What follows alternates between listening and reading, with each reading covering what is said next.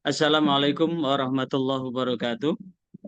Alhamdulillah hari ini walau jauh di mata tetap dekat di hati.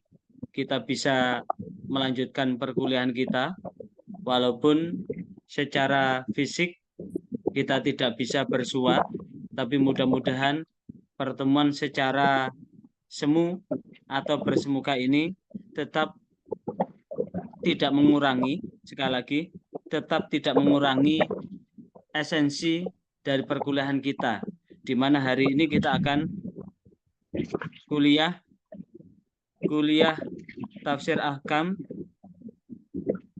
di semester kuliah tafsir ahkam ya, di semester 4 HKI tahun 2024 ini. Mari kita awal dengan Ummul Quran suratul Fatihah. Al-Fatihah. A'udzubillahi minasyaitonirrajim. Bismillahirrahmanirrahim. Alhamdulillahirabbil alamin. Arrahmanirrahim. Maliki yaumiddin. Iyyaka na'budu wa iyyaka nasta'in. Shiratal mustaqim. Shiratal ladzina an'amta 'alaihim ghairil maghdubi 'alaihim waladdallin. Amin. Dan hari ini kita akan meneruskan pada capaian mata kuliah yang ke 10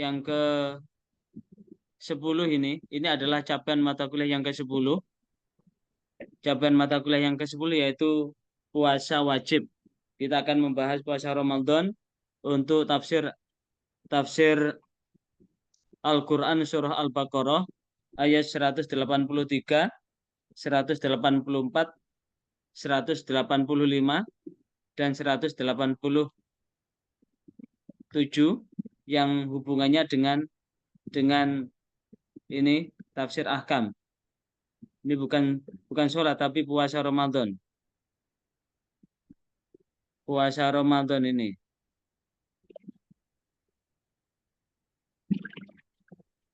Puasa Ramadan. Al-Baqarah ayat 183. Di mana sangat jelas sekali secara khitab Allah memanggil ya ayyuhalladzina amanu, hai orang-orang yang beriman, kutiba telah diwajibkan, alaikum, kalau kutiba alai itu berarti diwajibkan, alaikum atas kamu semua, diwajibkan apa asyamu puasa, kama kutiba seperti yang telah diwajibkan, alal ladzina min qablikum kepada umat sebelum kamu, la'allakum tattaqun, sebelum kamu mudah-mudahan kamu bertakwa. Nah, puasa ini sebagaimana sudah kita bahas, ini adalah panggilan Allah buat orang yang beriman yang telah mengikuti sunnah Rasulullah, di mana diwajibkan atas kamu semua dari Tuhan kamu untuk berpuasa sebagaimana telah diwajibkan kepada umat sebelum kamu. Tujuan utama adalah mudah-mudahan kamu semua bertakwa kepada Allah, bi antaja'alu bainakum wa baina adzabihi wa qayatu bil a'mali sholihah min a'dhamihi siyam. Dari ini adalah menjadikan di mana akan menjauhkan antara siksa dengan perlindungan Allah melalui apa? Amal sholih, dari keagungan puasa. Keagungan puasa. Di mana puasa ini sebagaimana sudah kita bahas kemarin di dalam tafsir Ibnu Katsir, ini adalah hitobnya adalah kepada orang yang beriman pada umat ini, di mana Allah telah memerintahkan berpuasa, di mana al-imsak anit ta'am, menahan diri dari makan, wasyarab minum, wal wiqa dari bersetubuh, biniyatin khalisatin dengan niat yang ikhlas lillahi ta'ala, lillahi azza wa jalla, karena Allah azza wa jalla. Dan ini tujuannya adalah lima fi min zakati nafs. Ini adalah bagian zakatnya jiwa, membersihkan jiwa, sekalikan mensucikan jiwa, watangqiyatiha min akhlatir rodinah, dan membersihkan dari tercampurnya kehinaan, wa akhlatil rodilah, dari akhlak yang tercela, dan itu sebagaimana telah diwajibkan kepada umat terdahulu.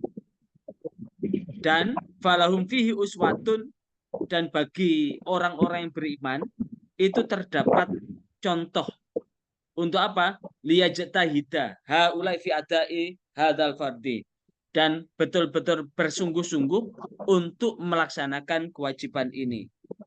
Akmala mimma fa'alahu ulaik, yang lebih menyempurnakan dari apa yang telah dikerjakan. Lah, inilah yang kemudian kalau kemudian tafsir ini Al-Quran surah Al-Baqarah ayat 83 ini, kalau kita lihat di dalam tafsir Al-Qurtubi, di mana Islam itu dibangun atas 5 hal. Yang pertama adalah syahadatu alla ilaha illallah wa anna muhammadar rasulullah, yang pertama. Yang kedua iqamis sholah, menegakkan sholat. Yang ketiga wa ita izakah, menunaikan zakat. Yang keempat adalah wasum Ramadan, dan yang kelima wal hajj. Sebagaimana diriwayatkan oleh Abdullah bin Umar, wa ma'nahu fil lughah al-imsak. Al-imsak menahan diri. Wa tarkut tanakuli bin hali ilal hal, meninggalkan satu perbuatan dari satu keadaan ke keadaan. Jadi menahan diri dengan memindahkan dari satu keadaan ke keadaan, meninggalkan satu hal yang biasa dilakukan. Makna yang lain secara bahasa adalah al-imsak anil kalam.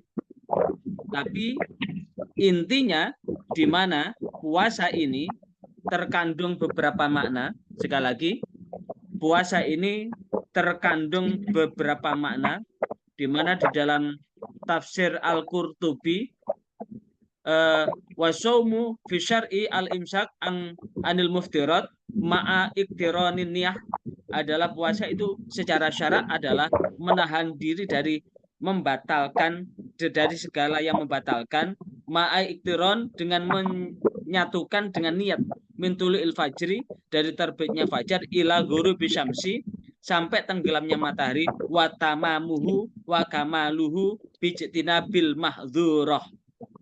Kesempurnaannya adalah dengan menjauhi segala hal yang mahdzurah, wa adamil wuku, dan tidak adanya wuku, minal muharramat, dari apa yang diharamkan. Dan ini disebutkan liqaulihi alaihi salam, dari sabda Rasulullah SAW, malam yada'u qaula zur, siapa yang tidak bisa meninggalkan ucapan yang tercela, wal amala bihi, dan perbuatan dengan itu, falaisa lillah, bukan karena Allah, hajatan fi ayada atau ta'amah, hajatnya dari meninggalkan makanan. Artinya apa? Bahwa bukan hanya sekedar menahan makan, tapi betul-betul menghindarkan dari hal-hal yang tidak berguna. Nah, itulah yang kemudian, itu yang pertama. Yang kedua, wasaniyah fadlus shaum azim, di mana pahala puasa ini sangat agung. Pahalanya juga sangat besar buat jisim ini, di mana itu adalah telah diterangkan dari banyak riwayat, dan ini adalah bagian dari keseluruhan di dalam rangka membersihkan jiwa.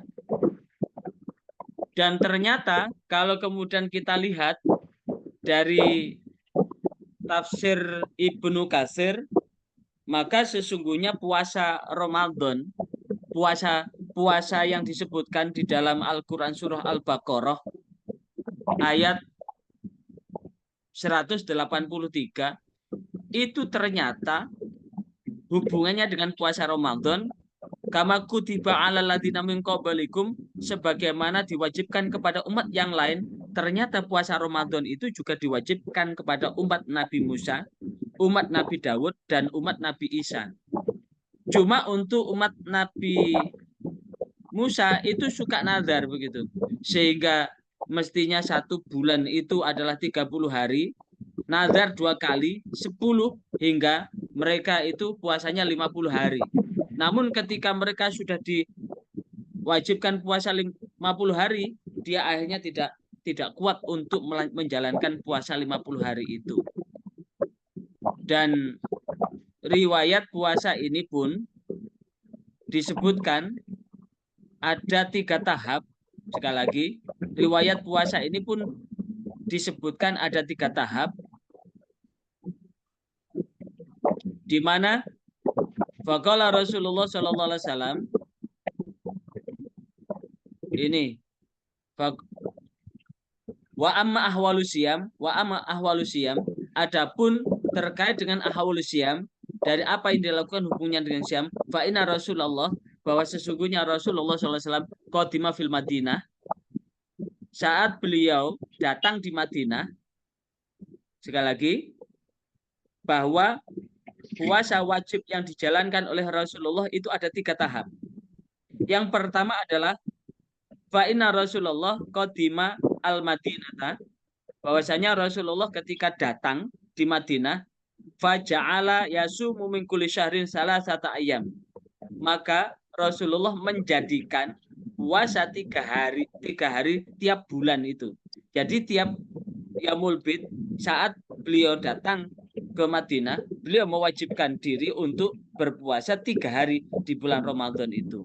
3 hari di bulan Komariah. Jadi kalau beliau berangkatnya itu adalah bulan Syafar, maka di bulan Rabiul Awal, Rabiul Akhir, di tahun pertama dan seterusnya Rasulullah puasa Yaumul Bid itu. Di mana Yaumul Bid ini diterangkan di keterangan sebelumnya, ini telah dilaksanakan sejak Nabi Nuh. Dan yang pertama kali mendapat perintah puasa ini adalah Nabi Adam alaihissalatu wassalam. Kemudian saat berikutnya Rasulullah mendapati orang Yahudi berpuasa tanggal 10 Muharram yang disebut dengan Asyura, maka kemudian diganti puasa wajibnya adalah 10 Muharram. Namun di tahun kedua, tsumma innallaha farada alaihi syiyam, maka kemudian sesungguhnya Allah mewajibkan puasa, wa anzalallahu ta'ala, dan Allah menurunkan dengan ayat ya ayyuhalladzina amanu kutiba alaikumusiyam kama kutiba alal ladzina min qablikum, maka inilah yang kemudian menjadi dasar diwajibkannya puasa Ramadan. Sekali lagi, inilah yang kemudian diwajibkannya puasa Ramadan. Kita dengarkan azan dulu ya. Kita lanjut ya. Saya share screen. Saya share screen ayatnya ya.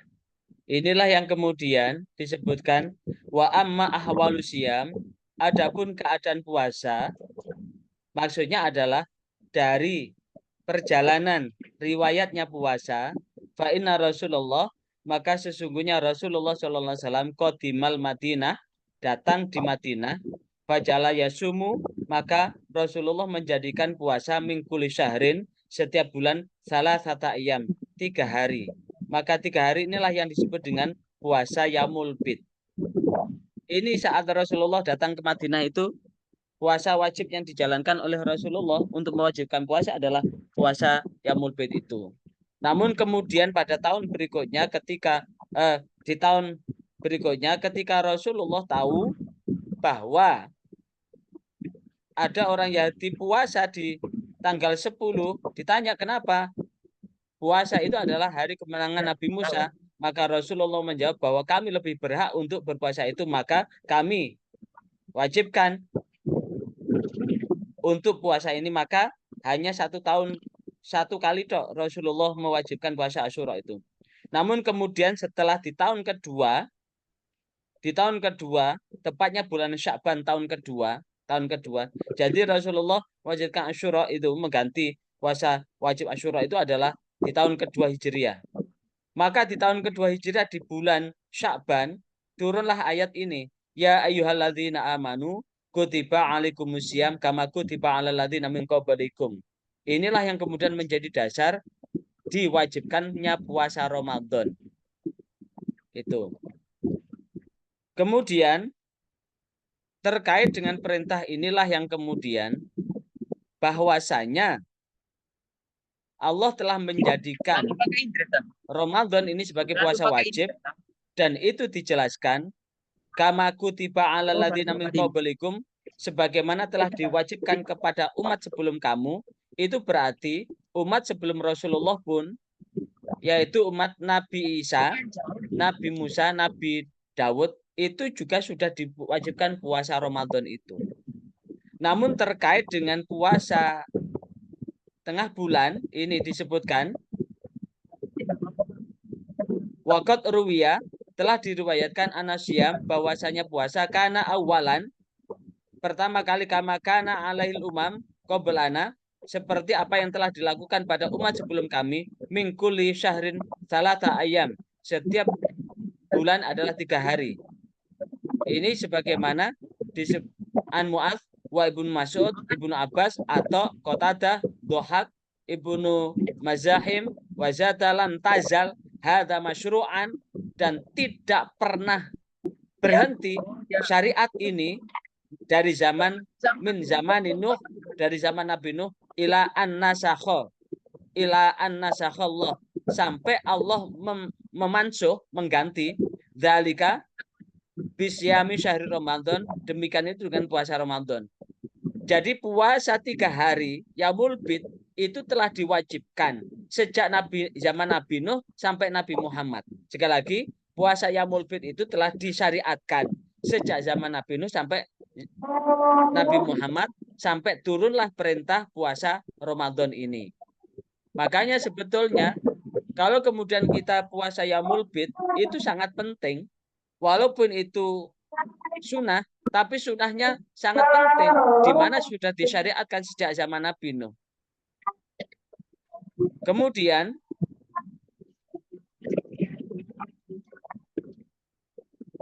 saya lanjutkan. Di ayat sekarang Al-Quran surah Al-Baqarah ayat 84. Setelah Allah memerintahkan puasa Ramadan itu, maka di ayat ke-184, ayyamam ma'dudat, maka barang ayyamam ma'dudat, maka hari-harinya telah ditentukan. Sekali lagi, maka hari-harinya telah ditentukan. Ayyamam ma'dudat, maka hari-harinya telah ditentukan. Dan Allah telah menentukan hari-hari di dalam berpuasa itu. Ketika Allah sudah menentukan hari-harinya, maka kemudian famangkana minkum, dan barang siapa di antara kamu dalam keadaan maridon, sakit, au ala safarin, atau bepergian, faidatun, maka wajiblah baginya untuk berpuasa min ayyamin ukhor, pada hari yang lain. Wa alal ladzina, dan orang-orang yutiqunahu, yang tidak mampu, yang berat menjalankan, yutiqunahu, yang tidak kuat, yang berat menjalankan, maka gantinya adalah fidyatun, membayar fidyah, to'amun, dengan memberikan makan miskin, orang miskin. Faman tatawwa'a, dan barang siapa yang dengan kerelaan untuk melaksanakan khairan, lebih baik, fahuwa khairullah, maka baiklah buatnya. Wa antasumu, dan jikalau kamu semua berpuasa, khairul lakum, itu adalah lebih baik bagi kamu, in kuntum ta'lamun, jika kamu semua mengetahui. Mengetahui apa? Hikmah dari fadilahnya puasa itu. Kenapa? Puasa ini adalah bagian tak terpisahkan di dalam tazkiyatun nafas wa toharotiha. Tazkiyah itu adalah zakatnya jiwa dan mensucikan jiwa, membersihkan jiwa dan mensucikan jiwa. Maka dengan puasa ini akan semakin suci jiwa kita. Makanya kalau orang sudah terbiasa puasa, itu kalau kemudian kemasukan barang haram sedikit itu sudah muntah itu. Udah ndak enak badan itu. Sehingga artinya apa? Ini menjadi pembersih jiwa kita. Itu di ayat 184. Sekarang di ayat 185. Di ayat 185, syahrul Ramadan alladzi unzila fil Qur'an wa bayyinatin minal huda wal furqan. Ini adalah hubungannya dengan Ramadan. Jadi kenapa puasa ayat 180 ayat 183 tadi adalah puasa Ramadan? Keterangannya di 183 ini. Syahrul Ramadan, maka bulan Ramadan alladzi yaitu bulan unzila diturunkan fihi di dalam bulan itu Al-Qur'an. Hudan sebagai petunjuk linasi bagi manusia, wabayinat penjelas minal huda dari petunjuk, wal furqon dan pembeda adalah hak yang batil. Maka disinilah faman syahida, dan barang siapa yang menyaksikan bulan, faman syahida, barang siapa yang menyaksikan minkum di antara kamu asyahra, bulan, ai hubungnya dengan Ramadan ini, falyasum, maka berpuasalah di bulan Ramadan itu. Inilah yang kemudian bahwa kutiba alaikumusiyam, bahwa kutiba alaikumusiyam adalah puasa Ramadan, ini adalah dijelaskan di 185 itu. Nah, baru wa mangkana minkum, dan barang siapa yang ada di antara kamu maridon sakit au ala safarin atau bepergian fa'iddatun, maka wajib baginya untuk menjalankan min ayyamin ukhra di hari yang lain. Tapi prinsipnya yuridullahu, Allah menghendaki bikum kepada kamu al yusra kemudahan, wala yuridu, Allah tidak menginginkan bikum dengan kamu al usra kesulitan. Walitukmilul iddata, dan kamu semua adalah menyempurnakan iddah hitungannya, walitukbiru, dan bertakbirlah kamu Allah alama hadakum, atas apa yang Allah tunjukkan kepadamu, la'alakum tashkurun, mudah-mudahan kamu bersyukur. Maka fama syahida itu adalah ro'abil ain. Sekali lagi, kata syahid adalah ro'abil ain, melihat dengan mata telanjang. Sekali lagi, ro'abil ain, melihat dengan mata kepala telanjang. Karena itu, kalau kemudian dengan alasan ro'abil ilmi, itu adalah ilah dari yang lain. Boleh kemudian menggunakan dalil yang lain. Sekali lagi, bagi mereka yang menggunakan hisab, bolehlah menggunakan. Tapi sekali lagi, ayat ini faman syaita minkum hubungannya dengan ayat 183 ini. Maka benar jika kemudian dari pemerintah Republik Indonesia itu sampai detik ini menggunakan ru'yatul hilal dengan ain, yang kemudian dilanjutkan oleh Jamiah Nahdlatul Ulama dengan ru'yatul hilal, itu dasarnya ini. Faman syahida minkum nusyahra falyasum. Kata syahida itu adalah menyaksikan dengan mata kepala, bukan mata akal. Karena melihat ini pun tetap dengan menggunakan wasilah hitung. Sekali lagi, menggunakan ini tetap menggunakan wasilah hitung. Kalau kemudian menggunakan kalender internasional, maka tentu jika di Arab sholat maghrib, di sini kita sholat maghrib. Kalau di Arab sholat subuh, di sini kita sholat subuh. Kalau di Arab sholat duhur, di sini sholat duhur. Tapi ketika sholat pun menggunakan matlak, perputaran bumi terhadap perputaran matahari dan terhadap perputaran bulan, maka sholat pun menggunakan matlak, tempat terbitnya, maka puasa pun menggunakan matlak. Tapi pertanyaannya, kenapa lebih dulu dengan Arab Saudi? Karena ketika di tanggal itu, di sini belum kelihatan. Tapi begitu nyampe bergerak, 4 jam kemudian di Arab Saudi kelihatan. Tapi ketika di Arab Saudi tidak bisa diputar lagi ke timur, maka berputarnya ke barat. Sehingga kembali ke Surabaya ini, sehingga selisihnya antara Saudi dengan Surabaya bukan 4 jam, tapi 24 jam. Sehingga sebetulnya garis tanggal internasional Hijriah itu adalah Arab Saudi. Ke timur, ke barat, baru ketemu. Kalau di barat itu sudah tanggal 1, sudah tanggal 1, maka di Indonesia tanggal 1-nya masih esok, masih 20 jam lagi. Itu dari penjelasan diwajibkannya puasa Ramadan. Dan itu adalah penting dalam rangka apa? Penting dalam rangka untuk apa? Melihat sisi. Sehingga kalau kemudian boleh kemudian kita menghelah dengan ruang hukum, maka inilah tafsir ahkam ya begini nih. Tafsir ahkam ini adalah menggali sisi hukumnya. Sisi hukumnya. Nah, dengan demikian mudah-mudahan materi ini akan menjadi pencerah buat kita. Sekali lagi menjadi pencerah buat kita, sehingga kalau kemudian dengan ada satu matlak kalender internasional, maka tentu tidak tepat karena bumi ini bulat. Bumi berputar 24 jam. Sama persis begini. Perputaran antara Amerika dengan Indonesia. Amerika sudah hari Ahad, Indonesia masih hari Sabtu. Karena berdasarkan apa? Matlaknya matahari. Sekali lagi, Amerika hari Ahad, di Indonesia masih hari Sabtu. Matlaknya kebalik ya. Kalau di sini hari Ahad, ya hari Ahad sana ya. Yang jelas antara Indonesia dengan Amerika itu selisih 1 hari dalam putaran yang sama. Begitu pula kalau menghitung ini antara Arab dengan Indonesia, maka di sana sudah tanggal 1, di sini belum. Maka matlak untuk Komariah itu Arab Saudi. Kalau matlak untuk hitungan Syamsiah itu adalah di Lautan Pasifik sana, ada garis kalender internasional. Kalau kita ada di peta, ada namanya garis kalender internasional. Maka dengan demikian, mudah-mudahan ada guna dan manfaatnya buat kita semua. Sekali lagi, ada guna dan manfaatnya buat kita semua. Sehingga apapun yang kita lakukan senantiasa mudah-mudahan dalam rangka mencari ridha Allah Subhanahu wa Ta'ala. Sekali lagi, apa yang kita lakukan ini adalah dalam rangka mencari ridha Allah Subhanahu wa Ta'ala. Apapun yang kita lakukan, mudah-mudahan Allah senantiasa membentangkan keridhoannya buat kita. Sehingga dengan demikian kita senantiasa dalam kebaikan dan kebajikan fitunya hatal akhirah. Barangkali ada pertanyaan sebelum kita tutup. Dan saya ucapkan selamat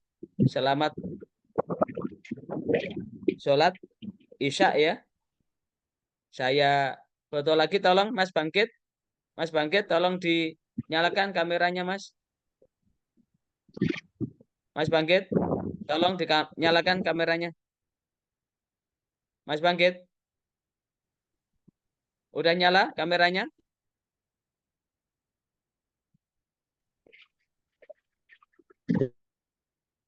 Saya ulang lagi. Dinyalakan Mas Bangkit ya. Aku di jalan, Pak. Oh, di jalan. Ya sudah. Ya itu gak apa-apa. Gak apa-apa. Gak apa-apa begitu. Nyalakan aja kameranya. Siap, Pak. Ya. Ya. Enak begini Mas Bangkit. Nanti kalau sambil kerja gak apa-apa. Yang penting masuk ya. Jangan tidak masuk sama sekali. Gak apa-apa.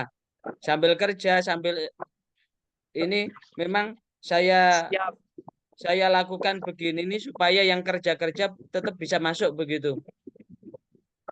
Siap, Pak. Ya.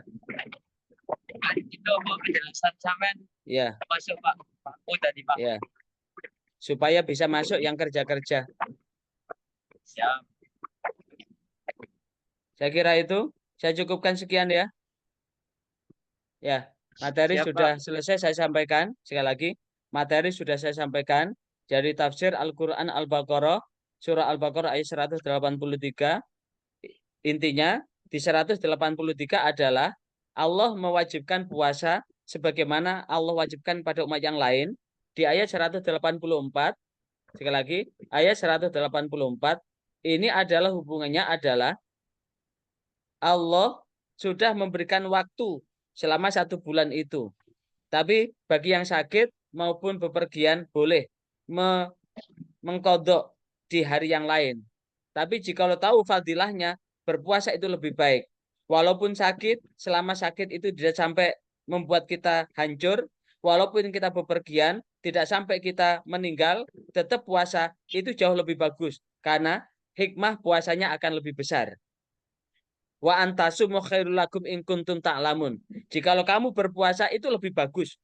Walaupun sakit tetap berpuasa, walaupun bepergian tetap berpuasa, itu lebih bagus jika lo tahu. Ayat 185 meneguhkan bahwa puasa yang dimaksud adalah puasa Ramadan. Walaupun diawali dengan bahwa bulan Ramadan bulan diturunkannya Al-Quran. Tapi kemudian disebutkan siapa yang mengetahui datangnya bulan itu, bulan apa? Bulan Ramadan, maka berpuasalah. Kata syahid adalah melihat dengan mata telanjang, mata kepala, bukan mata bukan mata hati, bukan mata pikiran, tapi mata kepala. Kata syahida itu adalah ro'a bil ain. Syahida adalah ro'a bil ain, bukan ro'a bil akli. Ro'a bil ain, melihat dengan mata, bukan bil akal. Kalau bil akal itu adalah Walaupun ada ayat ada sinin wal hisab, sinin wal hisab, jumlah tahun dan hisab itu adalah dalam rangka mencari jumlah hari, bukan mencari tanggal 1. Sekali lagi, sinin wal hisab, Allah sudah menentukan tahun dan menghitung itu adalah dalam rangka mencari tahunnya, bukan mencari tanggal 1-nya. Kalau tanggal 1-nya tetap adalah faman syahida minkum syahra falyasum. Faman syahida minkum syahra falyasum. Karena itu di wa'aftir wasumu liru'yati wa'aftiru liru'yati. Hadisnya sahih. Sumu liru'yati wa'aftiru liru'yati. Berpuasalah kamu karena melihat tanggal dan berbukalah kamu ketika kamu melihat tanggal. Mudah-mudahan ada guna dan manfaatnya. Wal afmikum wallahu muwaffiq ila aqwamit thariq. Wassalamualaikum warahmatullahi wabarakatuh.